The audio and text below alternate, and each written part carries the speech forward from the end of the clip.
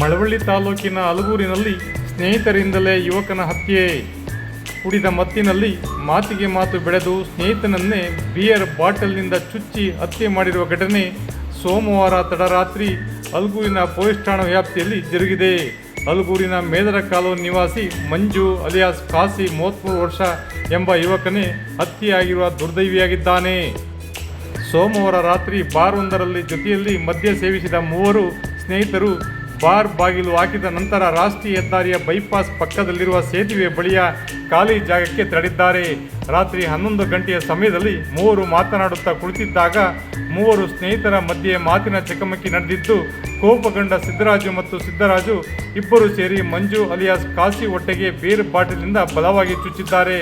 ಮಂಜು alias ಕಾಸಿ ಸ್ಥಳದಲ್ಲೇ ಮೃತಪಟ್ಟಿದ್ದು, ಆರೋಪಿಗಳಾದ ಸಿದ್ದರಾಜು ಮತ್ತು ಸಿದ್ದರಾಜು ಅವರನ್ನು ಪೊಲೀಸರು ವಶಕ್ಕೆ ಪಡೆದಿದ್ದಾರೆ. ವಿಷಯ ತಿಳಿದ ಮಂಡ್ಯ ಜಿಲ್ಲಾ ಪೊಲೀಸ್ ವರಿಷ್ಠಾಧಿಕಾರಿ VJ Shobharani, DYSP Yashwant Kumar, circle inspector BS Sridhar, PSI Lokesh ಘಟನಾ ಸ್ಥಳಕ್ಕೆ ಸೋಮವಾರ ತಡರಾತ್ರಿ ಭೇಟಿ ನೀಡಿ ಪರಿಶೀಲನೆ ನಡೆಸಿದರು. ಈ ಸಂಬಂಧ ಅಲಗೂರು ಪೊಲೀಸ್ ಠಾಣೆಯಲ್ಲಿ ಪ್ರಕರಣ ದಾಖಲಾಗಿದೆ. ಯುವಕನ ಹತ್ಯೆ ಘಟನೆ ಅಲಗೂರು ವ್ಯಾಪ್ತಿಯಲ್ಲಿ ಆತಂಕ ಮೂಡಿಸಿದೆ. ಇತ್ತೀಚೆಗೆ ಅಲಗೂರು ವ್ಯಾಪ್ತಿಯಲ್ಲಿ ಕೊಲೆ, ದರೋಡೆಗಳು, ಕಳ್ಳತನಗಳು ಹೆಚ್ಚಾಗಿವೆ.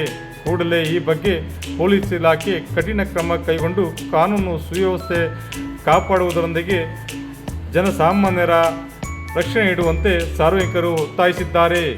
ವಿಶೇಷ ವರದಿ Jayanna, Alagur. News reader Maganur M Shivakumar, Mamara media, Malavalli.